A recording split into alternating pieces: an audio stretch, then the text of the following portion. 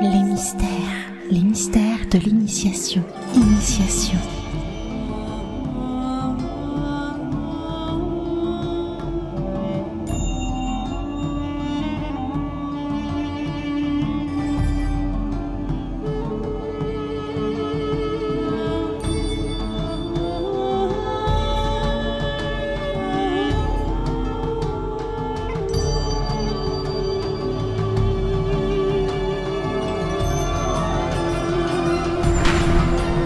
Replay, ça s'est passé sur Radio Arcadie. Alors bonjour mes très chers amis arcadiens et arcadiennes, on se retrouve pour une émission spéciale, comme vous le savez maintenant, le dernier samedi de chaque mois, on retrouve notre ami Henri Chemin pour les mystères de l'initiation. Bonjour Henri. Bonjour Alina et bonjour à tous. Alors tu vas bien? Oui. Bah, écoute, ça va très bien. Très heureux de nous retrouver. Bah oui, je suis prêt à en découdre avec Isis. Ah, ça y est, là, on va vraiment développer toute la partie d'Isis. Là, tu m'as expliqué juste avant qu'on enregistre l'émission, ça va être du lourd aujourd'hui. Tout à fait. Je vous ai préparé du concret. Ouais. Tu vas donc commencer par les origines d'Isis, c'est ça? C'est ça, tout à fait. La dernière fois, on avait parlé un petit peu dans l'émission du mois dernier d'Isis, mais plus dans l'angle de la magie égyptienne en général. Et cette fois-ci, on va vraiment s'intéresser à la magie d'Isis et à ses mystères. Je réexplique un tout petit peu pour ceux qui n'ont pas entendu l'émission du mois dernier que la magie égyptienne, elle s'inscrit principalement dans son panthéon, donc dans les dieux et les déesses qui s'y associent, qui ont chacun des mythes séparés et qui créent une espèce de généalogie qui se suit. Voilà. Donc on va s'intéresser à Isis, qui en réalité s'appelle plutôt Aset ou Esset, puisque on a l'habitude de connaître les divinités égyptiennes sous leur nom grec ou latin, mais très peu sous leur nom égyptien. Par exemple Anubis, c'est Inpu. Voilà, donc ça n'a rien à voir et c'est beaucoup plus intéressant, je pense, de s'habituer à parler de ces divinités sous leur nom originel dans la langue qui était utilisée à l'époque, parce qu'on va encore faire résonner toutes les grégores de ces entités. Donc tout au long de l'émission, je vais parler d'Esset, qui est donc la déesse Isis que l'on connaît tous, je pense. Donc je vais vous parler un peu de l'origine d'Esset, d'où elle vient, parce que c'est très intéressant. C'est associé aux 4 éléments, ou aux 3 plutôt, vous allez voir. Esset est née de 2 parents, puisque ça n'est pas toujours le cas dans l'Égypte antique. Parfois il n'y en a qu'un, vous verrez par la suite. Elle est née de 2 parents, son père Geb, qui est le dieu de la terre, de la fertilité, de la matérialité, de la concrétisation, et Nout, qui est associé au ciel étoilé. Vous l'avez peut-être vu dans des hiéroglyphes ou dans des bas-reliefs où on la voit faisant un pont avec son corps, les jambes presque comme dans une position de yoga. Elle a les jambes tendues, le tronc à l'horizontale et les bras tendus au sol. Et donc en fait, c'est la voûte céleste. C'est celle qui crée les astres. C'est d'elle d'où viennent les astres. C'est elle qui nous éclaire et qui nous montre le chemin. Et la particularité un petit peu que l'on peut voir, c'est que Geb, le père d'Isis, a pour parents lui-même Chou et Tefnut. Alors, je vais pas vous embrouiller avec plein de noms, mais vous allez voir, c'est un intérêt particulier. Geb, donc le dieu de la terre, père d'Isis, a pour parents Chou, dieu de l'air, et Tefnut, dieu de l'eau. Donc on retrouve déjà quelques éléments. L'air et l'eau ont engendré la terre. Et la terre s'est mariée avec le ciel, avec les astres. Vous allez voir, c'est intéressant parce que c'est un peu différent de ce qu'on a l'habitude de connaître à travers les éléments, que ce soit les éléments platoniciens ou les éléments plus druidiques ou des choses comme ça, ou celtiques. Ici, on a 3 éléments. Les parents de Geb sont Chou, l'air, et Tefnut, l'eau.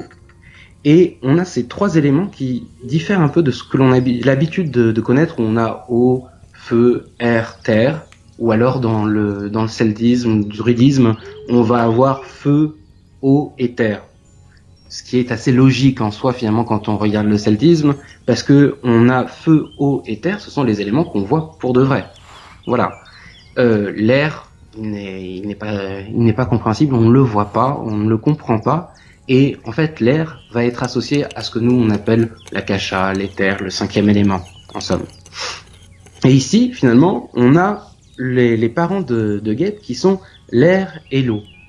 Et si vous vous souvenez, si vous avez écouté l'émission du mois dernier, Shu était associé à la vibration. Et finalement, dans juste la naissance d'Isis, on a le fonctionnement pour créer, donner vie à un esprit.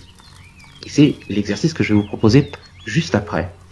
En fait, on a l'air, la vibration, c'est-à-dire le verbe, dont on a entendu plein de fois les mérites, comme quoi le verbe était l'élément qui allait permettre de créer. On a l'eau, qui est la représentation finalement des désirs, des émotions, etc. Donc la volonté que on a qu'une idée, qu'une entité vienne au monde. Et on a la terre, qui est la concrétisation, Geb, et qui finalement, cette concrétisation, ça va être rien d'autre que le rituel lui-même. Et ces trois éléments, air, eau et terre, vont s'associer avec Nout, la mère d'Isis, qui est le ciel étoilé, les astres. Donc les astres, ça n'est rien d'autre finalement, encore une fois, que l'inspiration, que la direction. Les astres, c'est ce avec quoi on va se diriger, c'est ce qui va nous donner la direction, ce qui va créer finalement ce qui nous chapeaute et qui va nous permettre de comprendre où est-ce qu'on est par rapport au reste de l'univers. Et finalement, dans tout ce système qui a donné naissance à Isis, mais pas seulement, puisque Geb et Nout, les parents d'Isis, ont aussi donné vie à Seth, le dieu du désordre, dont on va parler par la suite, Nephthys, et le fameux Osiris, qui se trouvera être le mari et frère, du coup, d'Isis. Ces quatre divinités, Seth, Isis, Nephthys et Osiris, vont s'inscrire pendant une longue durée dans l'Égypte antique comme les divinités principales. Et quand on parle de Geb et Nout, leurs parents, on s'inscrit vraiment dans un temps bien avant que l'on parle d'Isis et des autres entités. C'est pour ça que je commence par vous parler de Geb et Nout. Donc, finalement, à travers cette naissance simplement de cette fratrie de quatre enfants, on a toute l'explication de comment créer un esprit. Pourquoi on s'intéresse particulièrement au fait de comment créer un esprit? Pourquoi je vous en parle aujourd'hui? Parce que vous verrez au fur et à mesure de cette émission que créer un esprit est fondamentalement nécessaire pour toute œuvre magique. On va avoir tendance à imaginer que créer un esprit, c'est quelque chose vraiment d'extrêmement lourd, extrêmement compliqué, que c'est une intelligence indépendante, c'est un acte magique très compliqué, tout ça. Mais en fait, pas du tout. Quand l'on va, par exemple, juste consacrer une bougie pour un rituel que l'on va pratiquer, si l'on se tient seulement au fait de la bénir, donc de lui apporter de la sainteté à l'intérieur, de la purifier en somme, on va avoir très peu d'effets. Et je pense que tout le monde a pu vérifier que les rituels, voilà, il y a plein de rituels sur Internet, il y a plein de rituels dans les livres, il est extrêmement difficile d'avoir des effets, parce que c'est ça la magie. C'est un laboratoire dans lequel il faut travailler, comprendre certaines petites choses, jusqu'à réussir à sortir l'essence des rituels, qui nous permet de comprendre qu'est-ce qui fait que ça marche. Et c'est ça qui est intéressant. En tout cas, c'est ce qui m'intéresse, moi.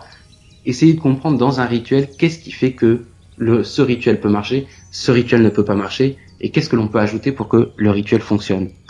Et justement, qu'est-ce qui va permettre qu'un rituel fonctionne véritablement? C'est que l'on crée des esprits. Des esprits qui sont tout petits, dont on n'a vraiment aucune crainte à avoir d'eux. Il va pas se rebeller, etc. L'esprit, il faut le considérer un petit peu. Moi, j'aime bien le penser à la manière de la Kabbale, où on va considérer qu'un esprit, ça n'est qu'une émanation de Dieu qui s'est personnalisée à travers une volonté particulière. Voilà. Il n'a pas forcément une intelligence propre.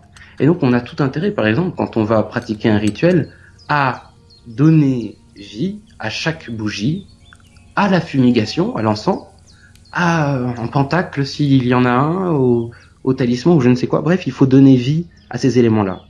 Et pour donner vie, eh ben, c'est l'exercice que je vais vous proposer.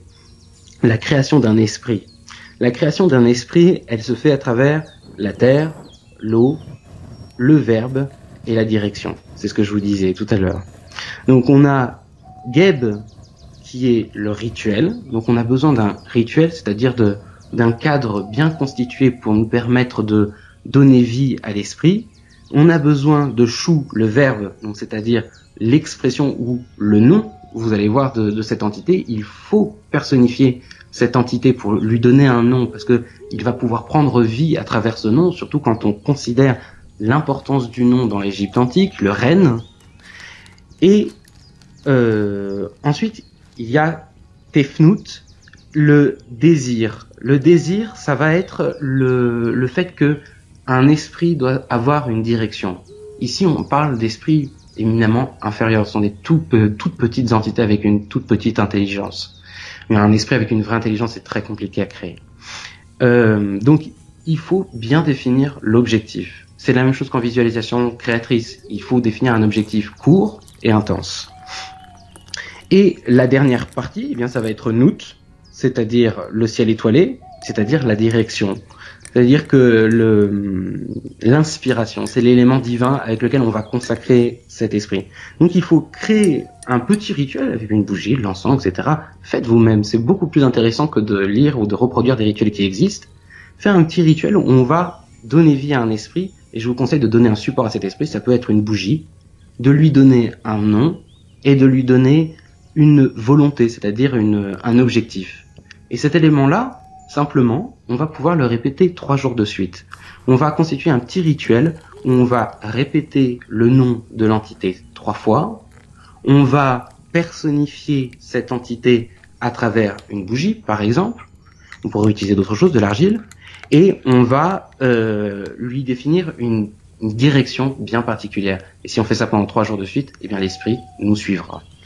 C'est magique ce que tu es en train de nous proposer, Henri. Et ça n'est qu'un début. Et ça n'est qu'un début, donc ça promet pour la suite, les amis. Voilà. Alors, écoute, on va se quitter juste pour un petit court instant, et puis on va passer la pause publicité, et on se retrouve juste après. À tout de suite.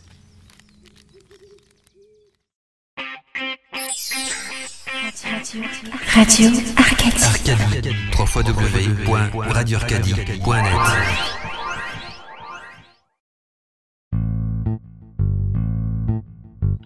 Un univers secret et plein de magie. Bienvenue en Arcadie.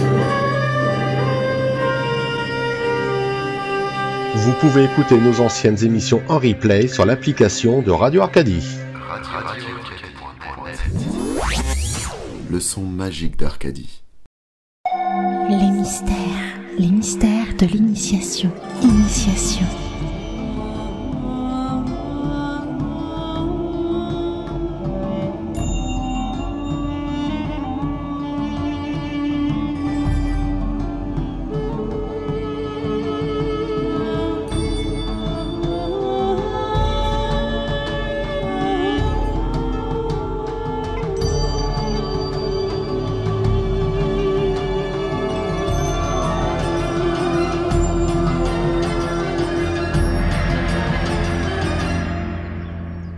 Alors, on se retrouve pour la deuxième partie avec Henri. Alors, avant qu'on continue, je voulais juste vous informer, les amis, que un groupe Facebook va être créé. Et donc, on va vous inviter à participer à ce groupe, à vous y inscrire. Donc, c'est gratuit, puisque les groupes Facebook sont gratuits. Et vous pourrez retrouver les exercices d'Henri, notamment l'exercice de la toute première émission. Il y en avait 2, donc vous les aurez en fichier PDF. Donc, je remercie très sincèrement Henri pour ça, puisque c'est Henri qui fait tout le travail. C'est avec plaisir, et non, je fais pas tout le travail, tu fais beaucoup de choses que je ne saurais pas faire. Comme le montage, par exemple. Voilà, c'est ça. Donc voilà, on va continuer, et puis après coup, de toute façon, ne vous inquiétez pas, on vous transmettra toutes ces informations-là sur la page Facebook de Radio Arcadie. Donc, écoute, Henri, on t'écoute, nous sommes tout oui, nous prenons des notes. Alors maintenant, on va partir un petit peu ailleurs. On va revenir sur Esset par la suite. Mais on va s'intéresser tout d'abord à un des frères d'Isis, qui est Seth. Et Seth a une importance toute particulière parce que, bon, je vais vous faire, je vais passer très rapidement sur le mythe d'Osiris, mais Seth va mener un combat avec Isis, Osiris et Ré.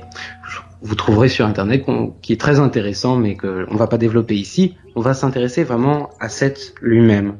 Seth, c'est la divinité du désordre, du chaos. Il a eu plusieurs images au fil de l'histoire.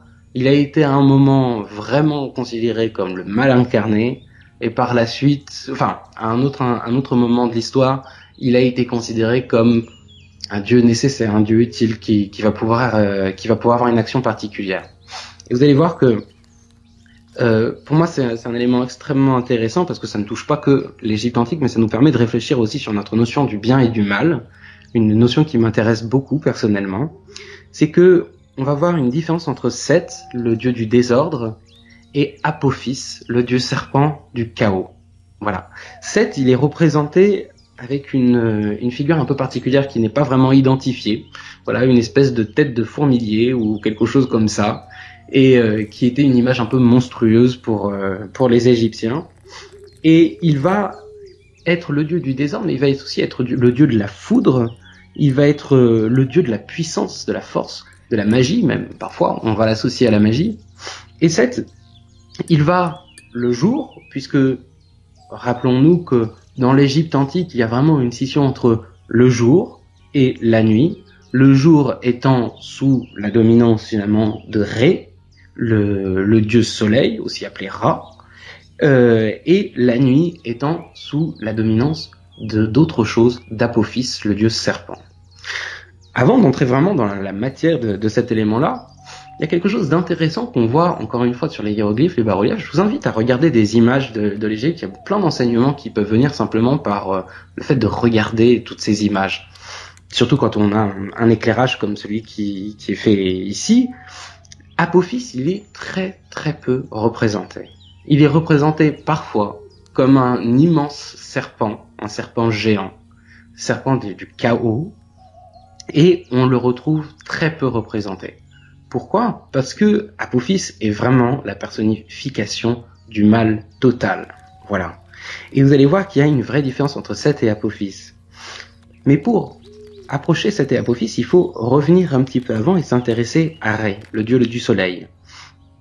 Dans l'Égypte antique, on va considérer que Ré, qui est vraiment le dieu fondamental de l'Égypte, va pouvoir revêtir différentes formes. Quand l'on est au tout début de la journée, que le soleil se lève à l'aube, Ré va s'appeler Khépri. Khépri, c'est le dieu scarabée, le dieu de l'initiation, le dieu du secret, le dieu qui communique les informations à moitié du côté du monde désincarné, du monde occidental, à moitié du monde incarné, du monde oriental. Au zénith du soleil, Ré va s'appeler Ré. C'est lui-même, c'est là où il est vraiment représenté, quand on est au zénith. Et au crépuscule, il va s'appeler Atum. Atum qui est un dieu très important, mais ce serait un peu trop long d'entrer dans cette matière-là. Et donc, du coup, Ré va se présenter sous 3 formes différentes, et c'est lui qui donne le soleil, qui donne l'énergie, qui donne la chaleur, qui donne la possibilité finalement à tous les êtres incarnés de vivre tout simplement. Quand Atum a fini son œuvre, le dieu du crépuscule, et que l'on va plonger à nouveau dans la nuit, eh bien, on va plonger finalement dans le monde des morts, presque dans le monde occidental. Et il va y avoir un combat qui va se faire. Chaque fois que le soleil se relève, c'est que Ré, va réussir à permettre que le soleil se relève à nouveau. Et c'est un combat de chaque nuit pour que le soleil se lève. Peut-être est-ce pour ça que dans toutes les religions, on retrouve une prière qui est associée au lever du jour, et dans toutes ces prières, que ce soit dans l'islam, que ce soit dans le christianisme orthodoxe ou catholique, ou que ce soit dans le judaïsme, on rend grâce à Dieu qui nous permettent de vivre une journée supplémentaire. C'est bien loin de nos considérations occidentales, modernes, qui nous plaignons à longueur de temps de nos journées trop difficiles. Et donc justement, quand la nuit va tomber, Ré va appeler Seth. Seth qui est le dieu du désordre. Il est le dieu du désordre, mais uniquement dans le jour, pas dans la nuit. Dans la nuit, il va aider Ré à combattre Apophis, le serpent géant. Apophis a un objectif, le chaos. Et on va voir la différence entre chaos et désordre. L'objectif d'Apophis, c'est que le soleil ne se relève jamais, de réussir à tuer Ré, en somme. Et il est tellement important pour l'équilibre général de l'ombre et de la lumière, du bien et du mal, que même Seth, qui est le dieu du désordre, qui est le dieu du mal la plupart du temps, va se joindre à Ré pour l'aider à combattre Apophis. Et je trouve que c'est une mythologie pleine d'enseignements. Parce que on a tendance, à rejeter le mal, à dire que tout ce qui est mauvais, les défauts, l'échec est une mauvaise chose, etc. Et finalement, dans l'Égypte antique, on voit ça sous un œil complètement différent. On dissocie Seth, qui est le dieu du désordre, et donc qui est celui qui crée les problèmes, qui crée les complications, qui crée les difficultés et les défauts des hommes et de la vie. Et ce Seth, il a une utilité, il participe au dessein général. Alors que Apophis, lui, il ne cherche pas à apporter des difficultés finalement pour faire des compréhensions et pour pouvoir avancer, pour pouvoir surmonter ces difficultés, mais il cherche à plonger l'humanité dans l'obscurité. Et donc si on fait un peu l'association avec notre vision moderne, Seth serait Satan. Voilà, Seth, le dieu du désordre, serait associé à Satan. Satan qui veut dire séparer, diviser. Et on a peut-être, sans doute à cause ou grâce, je sais pas, bon, moi j'ai une vision un peu particulière, mais en tout cas, du fait des religions, tendance à dire Satan est monstrueux et tout ce qui est mal est monstrueux. Si on se tourne rien en Asie, la vision est complètement différente, où on va associer au mal le yin, au bien le yang, et il n'y a aucune crainte, aucune peur, aucun rejet du mal. C'est simplement ce qui nous permet d'équilibrer. Et si quelqu'un a, en médecine traditionnelle chinoise, une absence de yin, eh bien c'est tout aussi mauvais que s'il a une absence de yang. Donc on a besoin finalement d'une certaine part de désordre. C'est ce qui nous permet de troubler notre tranquillité et de remettre en question les choses, d'avancer. Et finalement, ce Seth, il est tellement complaisant, c'est peut-être pas le bon terme, il est tellement participant à l'ordre général qu'il va semer le désordre quand c'est nécessaire et qu'il va s'associer à l'ordre quand c'est nécessaire. Et donc, je te laisse parler. Oui, en fait c'est pour ça qu'on dit que le bien ne peut exister sans le mal en fait. Tout à fait. Mais je pense qu'on a une petite dichotomie à l'intérieur de nous, c'est-à-dire qu'on reste manichéen à fond. C'est-à-dire que même quand on va justement dire, je pense que tout le monde est un peu d'accord, qu'on a besoin du mal, etc., on a besoin des défauts, etc., pour avancer, mais au quotidien, on est en lutte perpétuelle avec ce mal.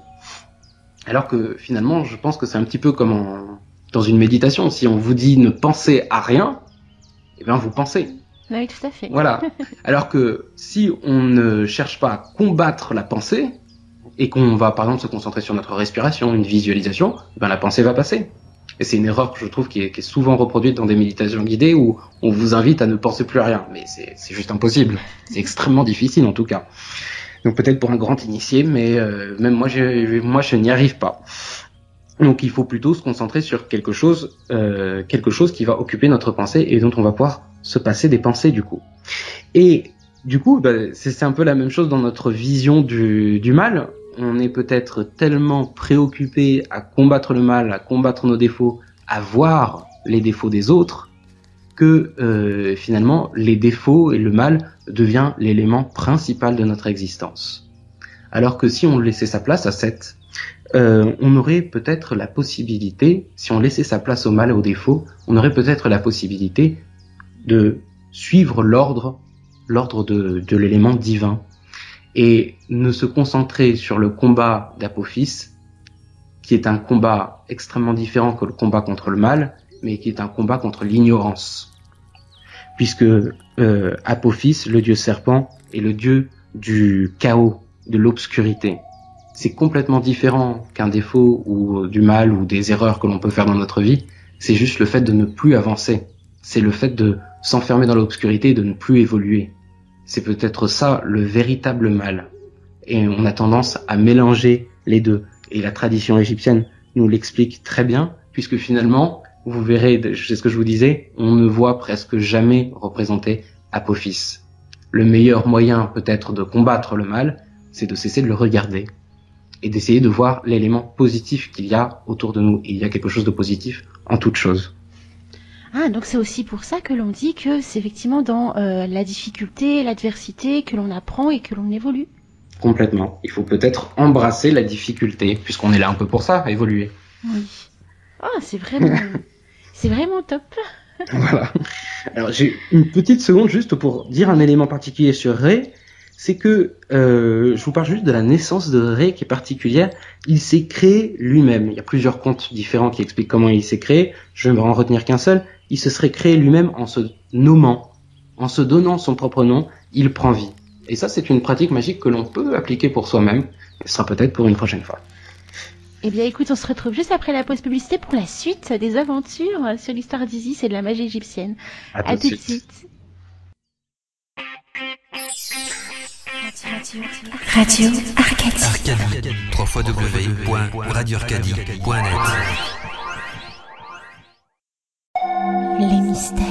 Les mystères de l'initiation.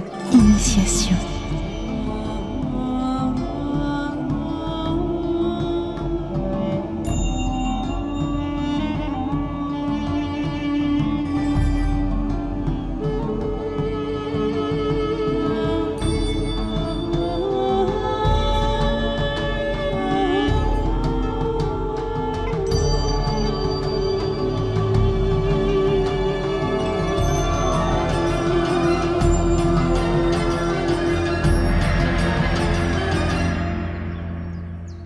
Eh bien, on se retrouve pour la troisième partie de l'émission, les mystères de l'initiation. Et donc là, Henri, tu vas nous parler donc de Isis et de Seth. C'est ça. Alors, maintenant, on va en revenir un petit peu sur notre sujet. Isis et Seth, qui est-ce ? Cette divinité, elle est particulièrement importante. Peut-être pas autant que Ra, que Ré, mais elle a une place toute particulière. Et Seth, déjà, représentons-nous là.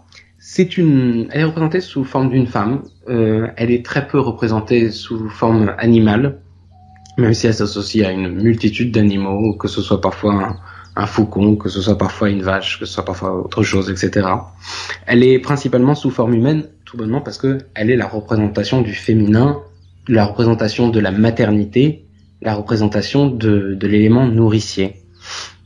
Et c'est peut-être pour ça qu'on la retrouve souvent, la plupart du temps, avec un trône sur la tête, qui est un couvre-chef en forme de trône, mais aussi parfois, j'expliquerai le trône par la suite, mais aussi parfois avec un cercle solaire entouré de cornes de vache. Et c'est un peu étrange, vous allez voir pourquoi, parce que la vraie déesse vache, vraiment associée à l'élément de l'animal, de cet animal, c'est Hathor, la déesse du foyer, de la maison, de la famille, etc. Mais on fait énormément le lien entre Isis et Hathor. Isis étant quand même, à mon sens, je ne peux pas m'avancer en disant que les Égyptiens pensaient comme ça, mais est peut-être plus importante parce qu'elle a un rôle différent. Mais c'est comme si finalement, du coup, Hathor faisait partie d'une partie d'Isis. Et donc, et Seth, elle est représentée parfois avec ce trône aussi sur sa tête. Parce que c'est vraiment elle qui va présider à toute œuvre, à toute chose. C'est la déesse de la vie et de la mort. C'est celle qui a le pouvoir sur et la compréhension sur les mystères de la vie et de la mort. Et replongeons-nous à l'intérieur de l'Égypte antique. La vie et la mort la naissance et la mort sont vraiment les éléments les plus fondamentaux de cette presque religion de l'Égypte antique. En étant la patronne, en quelque sorte, de la vie et de la mort, c'est elle qui va vraiment constituer le destin individuel des hommes, des pharaons, des prêtres et même des divinités. C'est elle qui va tracer notre chemin et qui va pouvoir le changer plus ou moins. Elle va même jusqu'à, dans le mythe d'Osiris, redonner vie à Osiris, son mari, qui avait connu la mort dans une circonstance particulière. Et le fait qu'elle puisse même redonner la vie, c'est peut-être même une explication du fait que Esset a la possibilité de changer notre destin. Elle n'est pas là simplement pour créer notre destin de façon un peu passive, comme Maat, la déesse de la justice, va peser notre cœur avec une plume, etc. Et qui finalement vient constater la justice, mais ne vient pas agir sur la justice et le destin. Esset, elle va vraiment agir sur le destin. Et donc du coup, vous comprenez que ça peut avoir un certain intérêt, puisqu'on va pouvoir agir sur notre propre destin. Et c'est l'exercice que je vais vous proposer après. Esset, elle est connue pour deux choses, pour le fait qu'elle ait ressuscité Osiris, mais aussi pour le fait qu'elle ait donné vie à Horus. Pourquoi est-ce si important ? Toutes les divinités, enfin la plupart des divinités ont un père et une mère, donc ont enfanté, mais peut-être parce que Isis, on la représente très souvent avec Horus sur ses genoux. Et si vous regardez l'image, vous allez être extrêmement troublé, je pense que vous la connaissez peut-être même, c'est exactement la représentation de la Vierge à l'enfant.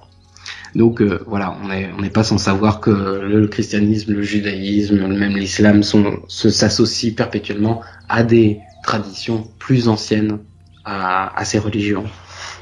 Et donc du coup, elle est la représentante de la mère, certes, mais de celle qui va donner la vie.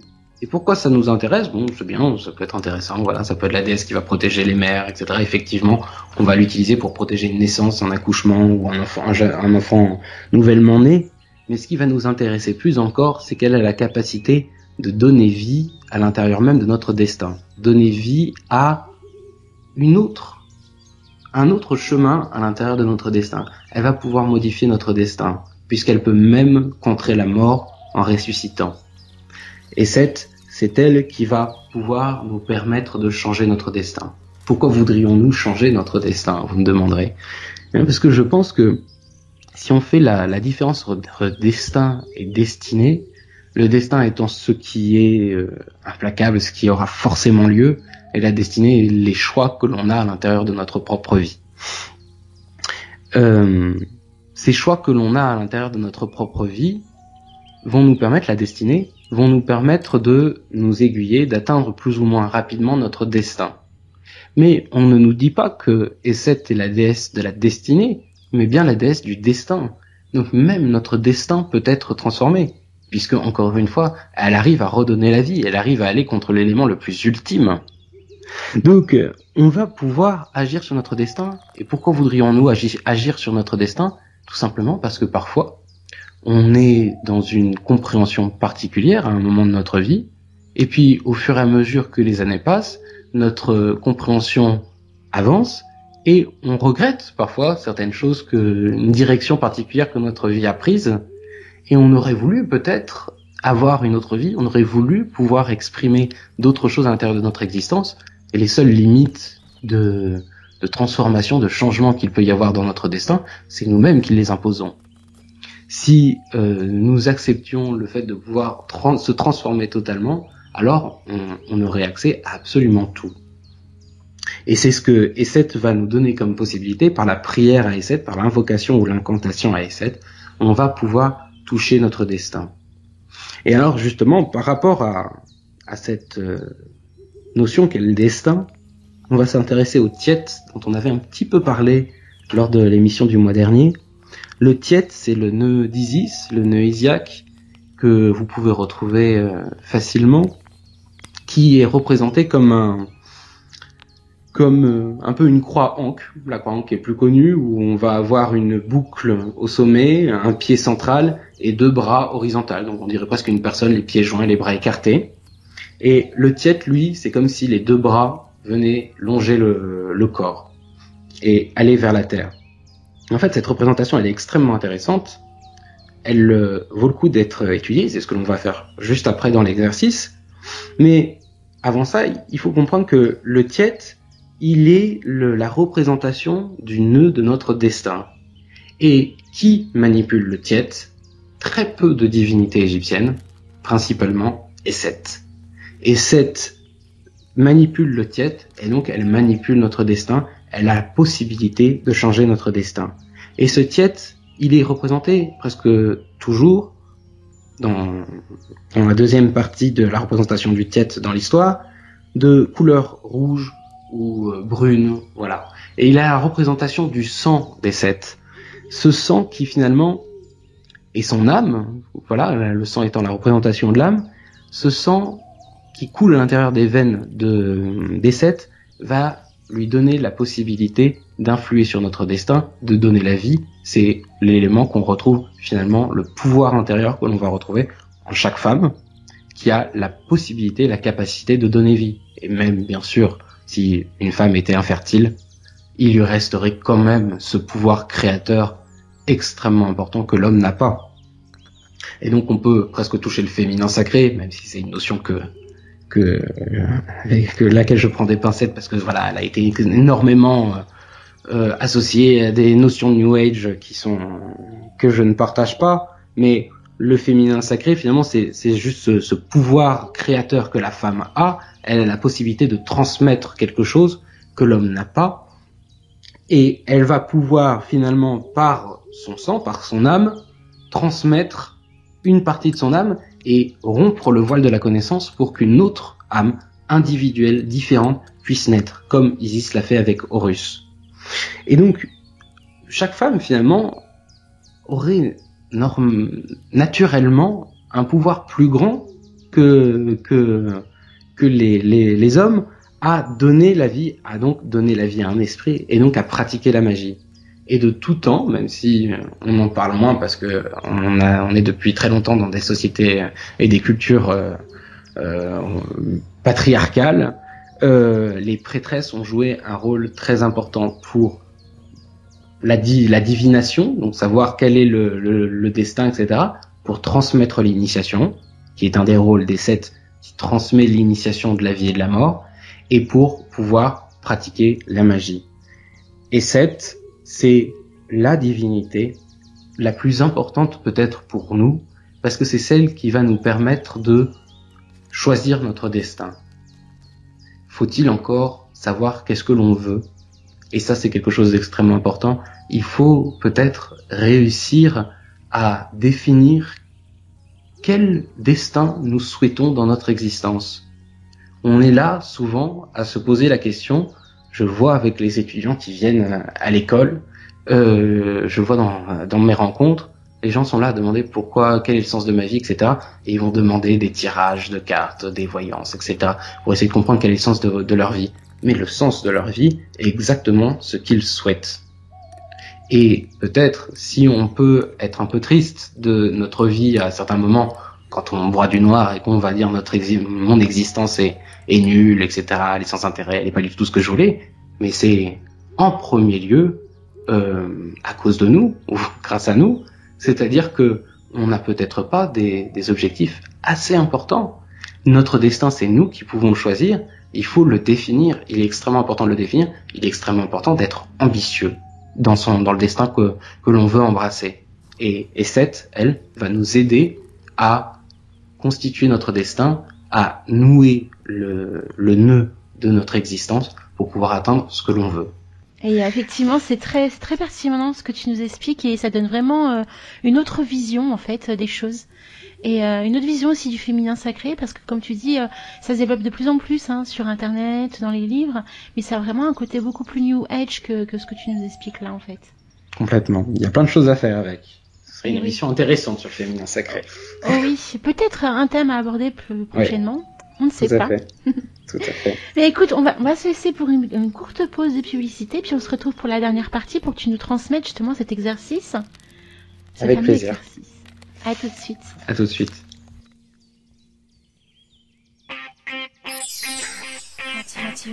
Radio Arcadie. Arcadie. www.radioarcadie.net.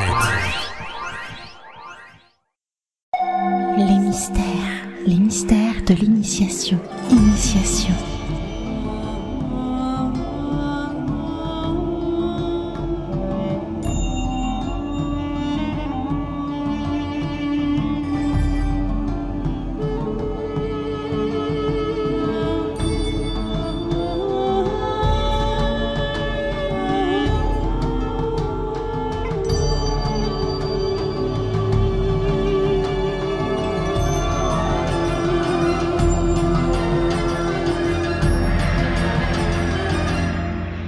se retrouve pour la toute dernière partie de l'émission, les mystères de l'initiation avec Henri Chemin.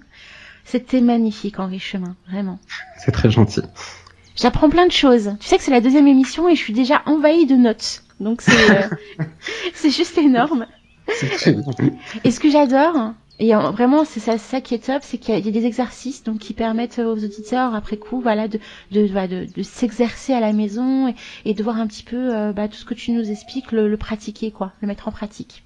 Complètement. Et justement par rapport à ça, juste un petit mot avant qu'on se lance dans l'exercice, la pratique, je trouve extrêmement intéressante. Bien sûr parce que c'est amusant, peut-être parce qu'on peut vraiment expérimenter les choses et pas juste réfléchir et lire, mais plus que ça, parce que finalement la pratique du rituel, la pratique de la magie concrètement et pas simplement son étude, va nous permettre d'intégrer les choses beaucoup plus profondément. Moi personnellement, j'étais un très mauvais étudiant, voilà, tout au long de mes études. Et je n'ai pas du tout de mémoire pour me rappeler des choses. Et par contre, quand on parle de magie, alors je peux vous citer tout et n'importe quoi, je suis calé. Pourquoi ? Parce que j'ai vraiment découvert une autre façon d'apprendre, c'est le rituel. Le rituel nous permet de vivre les choses et d'intégrer les choses de façon complètement différente que par l'étude. Et avec un rituel de peut-être, je sais pas, de 5 pages, un petit rituel de 40 minutes, on va pouvoir intégrer une quantité de notions, de symboliques, d'informations, etc., qu'en plus seront éclairées sous l'œil de l'expérimentation, qui va nous permettre vraiment d'apprendre profondément les choses. Et je trouve dommage, justement, que dans le monde ésotérique, peut-être, on porte tant d'intérêt, finalement, à essayer de transformer l'ésotérisme en une matière académique, et que du coup on essaie de... Alors c'est intéressant, c'est aussi un travail qui doit être fait, mais peut-être pas pour tout le monde, et en général, d'essayer de rendre ça comme une espèce d'élément philosophique, un élément qui est juste un élément universitaire où on va juste étudier sans aucune pratique. Parce que la pratique nous transmet les informations beaucoup plus vite. En tout cas, moi personnellement, ça marche. Je me rappellerai jamais de tous ces noms égyptiens sans notes, si je n'avais pas pratiqué des rituels avec ces esprits, que j'avais pu toucher un petit peu leur vibration et la sensation. Une fois qu'on a invoqué une entité, qui s'est vraiment passé quelque chose, pas juste une petite invocation, qu'on a pu toucher l'énergie de l'entité, alors on s'en rappellera toute notre vie. C'est comme si on avait rencontré quelqu'un. C'est très pertinent ce que tu dis. Effectivement, moi je suis comme toi, c'est vrai que c'est dommage qu'il n'y ait pas plus de pratique. Mais après, la pratique aussi, elle peut exister que si on rencontre aussi les gens, parce que c'est compliqué de parler de la pratique ou de montrer la pratique sans vraiment passer l'étape de Internet et se déplacer, quoi. C'est un milieu où on peut tellement rencontrer des gens un petit peu étranges aussi, oui, que voilà, forcément on se préserve et on reste ancré dans les livres où c'est plus simple, plus facile. Tout à fait. Et c'est pour ça que moi personnellement, je trouve qu'il y a vraiment un intérêt particulier aux ordres initiatiques, aux sociétés secrètes, etc. Alors, c'est pas, je vais pas faire la pub d'une société secrète. Personnellement, j'en ai fait pas mal. J'ai été dans pas mal de sociétés initiatiques. Toutes ont un intérêt différent, peu importe. Mais travailler en groupe, travailler le rituel, travailler la connaissance dans l'expérimentation nous permet d'intégrer tellement d'informations plus intéressantes que de lire des livres à longueur de journée. Donc moi je ne saurais trop recommander à chaque étudiant de chercher la bonne société initiatique, parce qu'il y en a certaines qui sont philosophiques, enfin qui sont plus émotionnelles, certaines qui sont plus pratiques, il y a toutes sortes qui peuvent s'adapter à tous, et il faut faire attention de ne pas aller non plus dans une société initiatique sectaire, voilà, il y en a aussi, même si c'est pas la généralité. Mais voilà, la pratique de groupe permet d'intégrer beaucoup plus de notions, et c'est très intéressant. On va continuer parce que tu as un exercice à nous proposer aujourd'hui. Tout à fait. Aujourd'hui, je vais vous proposer de constituer un tiet, un nœud d'Isis. Donc cet exercice, deuxième exercice de cette émission, c'est la confection du tiet. Et le tiet, vous vous rappelez, c'est ce nœud d'Isis qui ressemble à une croix ancre recourbée vers le bas. On va découvrir un petit peu cette symbolique. Je vous invite pendant que vous nous écoutez, à regarder un tiet. Vous pouvez taper ça sur Google, vous le trouverez.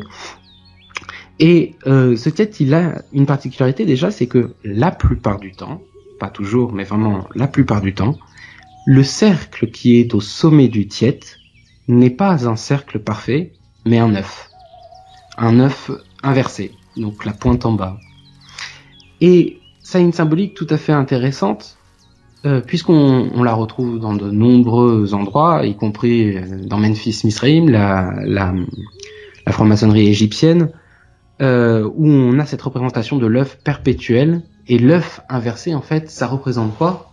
L'œuf, c'est la représentation finalement de la vie, qui est en train de l'âme, de la constitution de l'âme, la création de la vie, qui est en train de naître. La plupart du temps, on va représenter un œuf posé sur le bas de l'œuf, quoi, avec la pointe en haut. Mais dans l'ésotérisme, on va très souvent le représenter dans le sens inverse.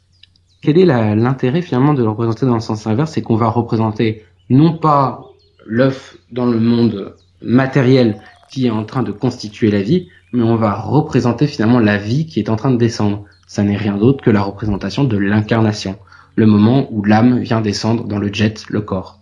L'âme le bas, pour petit rappel. Et cet élément, il est extrêmement intéressant parce que finalement, on a du coup la vie qui est en train de s'incarner à l'intérieur du tiet, vu qu'elle est au sommet. Il est au sommet et il va descendre à travers sa colonne vertébrale, le centre du tiet, jusqu'au pied.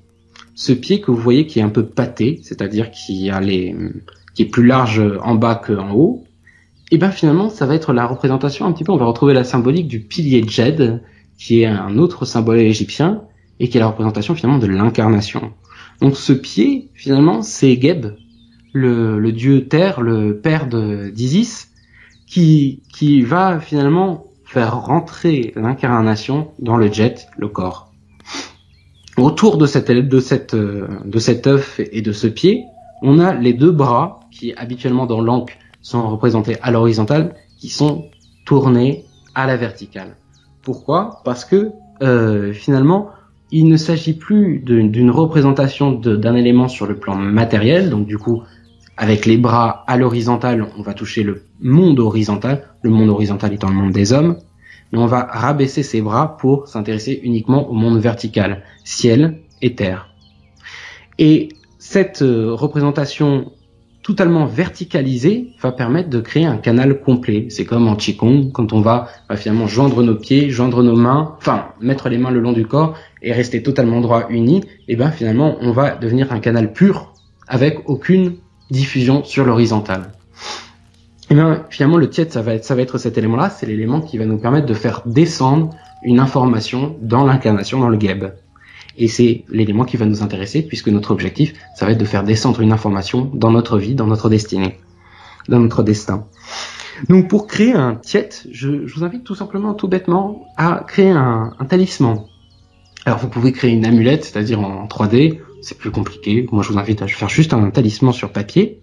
On prend un papier, un petit papier, ne le faites pas trop gros parce que vous allez voir ça va être compliqué après, peut-être de 10 cm sur 10 cm, et vous pouvez tracer un tiet. Inspirez-vous des images que vous trouverez. Tracez un tiet de couleur rouge foncé pour représenter le sang d'Isis. Et sur ce tiet, on va après le découper de telle manière qu'il n'y ait aucune autre forme que le tiet lui-même, qu'on ait l'onde de forme parfaite, la radionique la plus efficace. Et au dos de ce tiet, on va faire des inscriptions. On va tracer une invocation à Esset.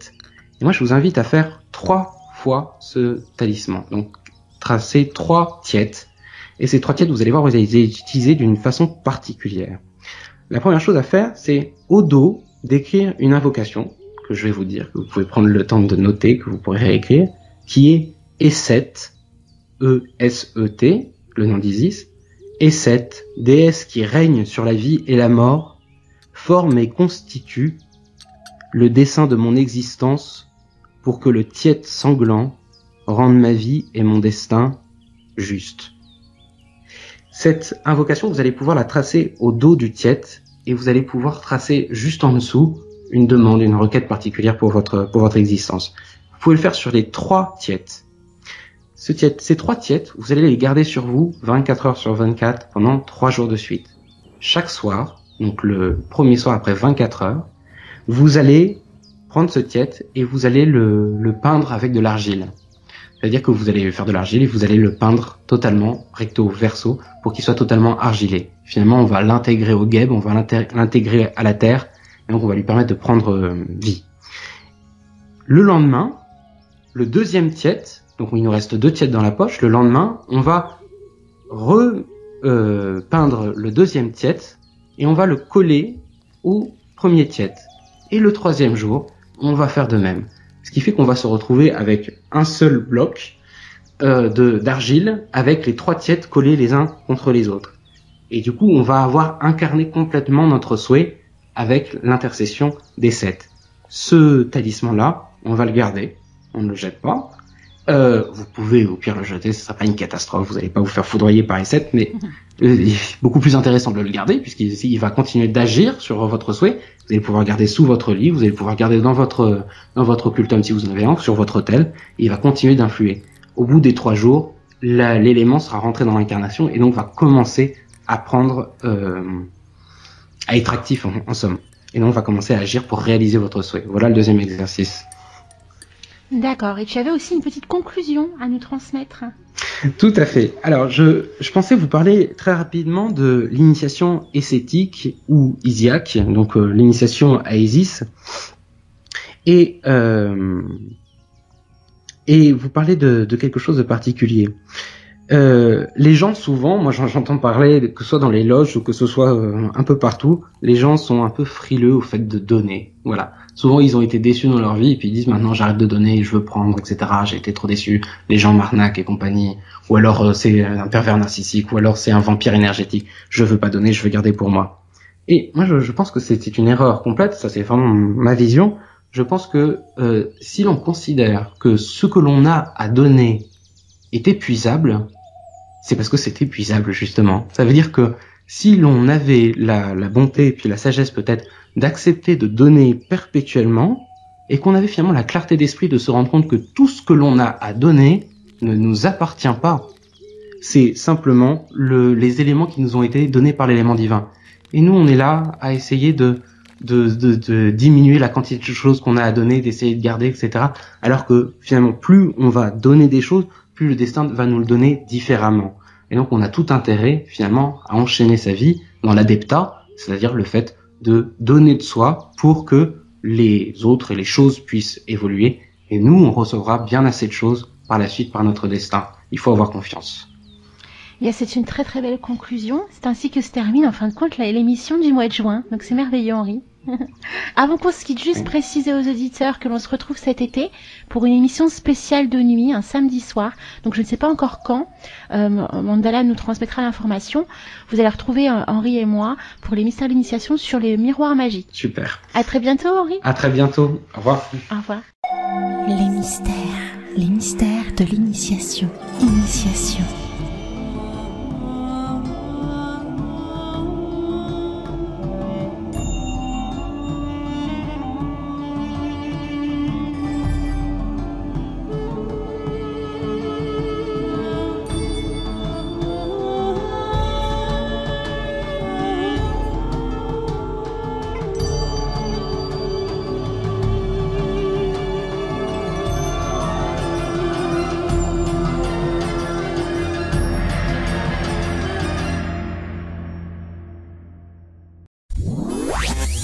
Le son magique d'Arcadie.